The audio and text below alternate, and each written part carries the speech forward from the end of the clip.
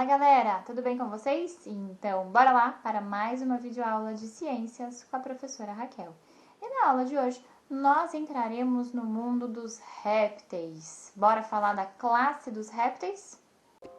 Pertencem à classe dos répteis as cobras, os lagartos, jacarés e tartarugas. De início, a gente pode dizer que o seu grande diferencial em relação aos anfíbios consiste no fato deles não dependerem da água para sua reprodução. Nessa transição para o ambiente terrestre, os organismos tiveram algumas de suas estruturas adaptadas, tá? E quais será que foram essas adaptações que os répteis tiveram para então não mais depender do ambiente aquático? Pessoal, nós estamos falando de uma pele impermeável, tá? Então, no caso da pele dos anfíbios, ela era fina e precisava ser úmida, né? No caso, a pele deles é bastante grossa, tá? E impermeável e quase sem glândulas. Eles apresentam respiração pulmonar, então percebam como eles estão se distanciando da água.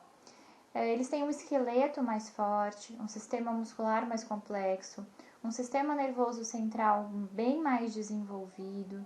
Eles têm uma reprodução com fecundação interna, ou seja, o encontro dos gametas ocorrerá dentro do corpo dentro do organismo, né, dentro do corpo da fêmea, na maioria das vezes. O desenvolvimento será direto, ou seja, não passa pelaquela fase, pelaquele estágio larval. E eles apresentam ovos com casca, tá? Agora a gente vai falar sobre as características desses animais que fazem parte da classe dos répteis. Primeiro, com relação ao tegumento, né, que é a pele. A pele desses animais é seca e impermeável. E ele possui uma grossa camada de queratina. A queratina, pessoal, é um tipo de proteína, tá?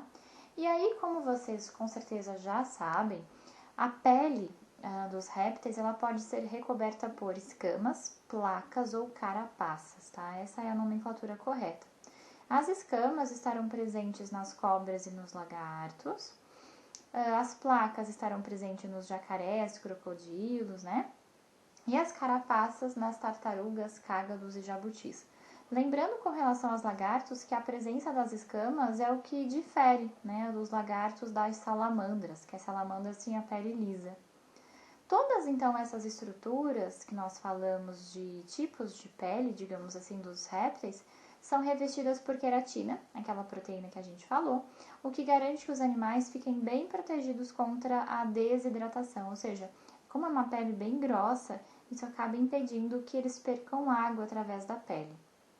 E em relação à temperatura do corpo, assim como os peixes e os anfíbios, os répteis também são pecilotérmicos, ou seja, a temperatura corporal varia de acordo com a temperatura do ambiente.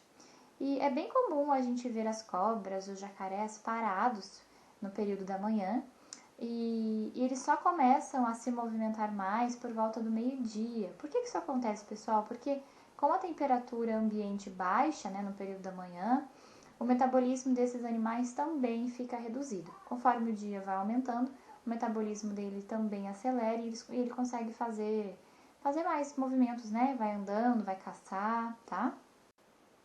Sobre o sistema digestório, eles também possuem um sistema digestório completo, iniciando-se na boca e terminando na cloaca. A maioria dos répteis apresentam dentes que atuam mais na retenção das presas do que propriamente dito na mastigação.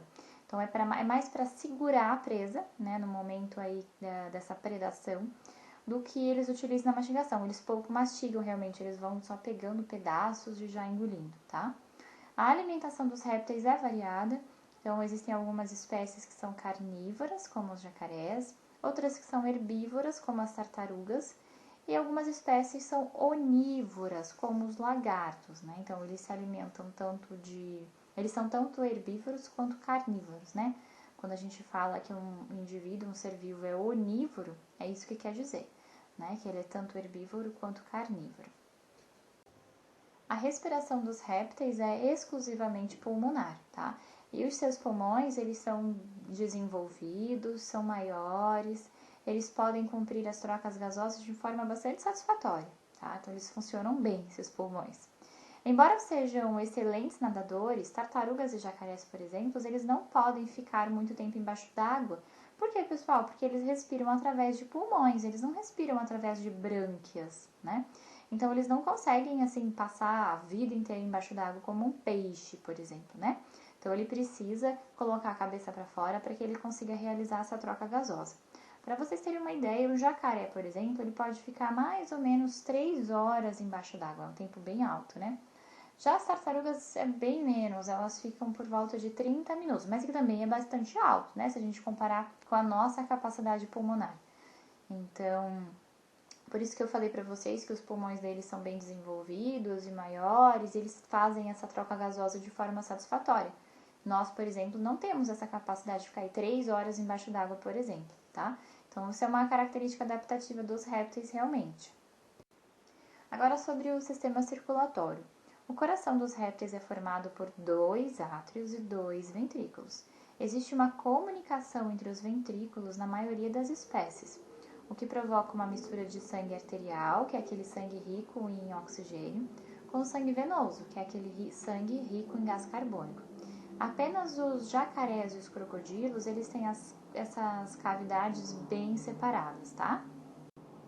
Sobre a reprodução, os répteis são animais dioicos, ou seja, sexo separado, e eles se reproduzem de forma sexuada, né? Então haverá o encontro de gametas. A fecundação é interna, ou seja, o encontro dos gametas ocorrerá dentro do organismo. E o desenvolvimento é direto. O que significa isso mesmo? Que não tem fase larval, né? A maioria dos répteis, eles são ovíparos, ou seja, eles botam ovos. Mas também há representantes vivíparos. Os vivíparos são aqueles seres que nascem como a gente, né? Vai nascer um mini filhotinho, né? Assim, um ser pequenininho, mas sem ovos, tá? Como se fosse o ser humano. E existem também as espécies que são ovovivíparos. Então, reparem que o nome dele é misturado, né? Uma mistura de ovíparos com vivíparos. Justamente. Então, ele tem dentro do corpo da fêmea, ficam os ovos, tá? Então, nos ovovivíparos, eles têm tantos ovos e eles também vão nascer um mini filhotinho, né? Um mini serzinho. Então, os ovos vão ficar dessa vez se desenvolvendo dentro do corpo da mãe. Depois que o organismo, que o serzinho já tá um pouquinho maiorzinho, ele vai nascer, tá? Então, ó, só para recapitular essa parte, os ovíparos, eles vão botar os ovos e o desenvolvimento vai acontecer lá fora, né? Fora do corpo da mãe. Os vivíparos, o filhotinho vai ser o embrião, né? Ele vai se desenvolver dentro do corpo materno, sem ovos, como se fosse a espécie humana. Um serzinho fica lá dentro. E os ovovivíparos, então, vão ser a mistura dos dois. A gente vai ter ovo, só que o ovo vai ficar dentro do corpo da fêmea, tá? Então, ela vai ter vários ovos e os ovos vão se desenvolvendo dentro do corpo da fêmea. Existem algumas cobras que são ovovivíparas, né? Então, os ovos vão ficando dentro do corpo dela. E essas cobras ovovivíparas, elas produzem, uma curiosidade, pessoal, elas produzem menos ovos em média do que as cobras ovíparas. Então, aquelas cobras que precisam botar os ovos, elas acabam colocando mais ovos do que as cobras ovovivíparas. Isso porque, pessoal, é uma adaptação, né? Porque as ovovivíparas, elas têm menos problemas com predadores que se alimentam de ovos. Então, as cobras que colocam ovos, elas acabam colocando muitos ovos para garantir que alguns filhotinhos consigam sair dos ovos, né? Já a cobra que tem os seus ovos dentro do seu organismo, elas não precisam ter tantos ovos sendo produzidos, tá? Porque justamente o número de predadores que se alimentam de ovos, ela não vai ter tanto problema com esses predadores, tá bom? Já que os ovos estão dentro dela, tá? O número de ovos postos no caso dos ovíparos que a gente falou, varia bastante também dentro de cada espécie, né? Há tartarugas marinhas, por exemplo, que colocam mais de 100 ovos de uma única vez, enquanto a lagartixa coloca apenas um, tá? Os ovos dos répteis, eles apresentam uma casca, como nós já falamos, e essa casca ela é uma característica dessa adaptação à vida terrestre, né? Então, para a proteção, para evitar a desidratação do embrião, tá bom? E agora, pessoal, com o conteúdo que nós falamos, vocês vão fazer algumas tarefinhas. Prestem atenção. Na página 29 e 30, vocês vão fazer os exercícios de 1 a 5, tá? E lá na tarefa 33, nas páginas 71 e 72, observem que não são todos os exercícios, tá? Então, exercícios 1, 2, 6, 9 e 10. Nós teremos algumas aulas que a gente vai fazer só a correção desses exercícios, tá? Para que vocês tenham tudo em ordem e a gente consiga esclarecer todas as dúvidas. Sendo assim, ficaremos por aqui e até o próximo vídeo. Tchau!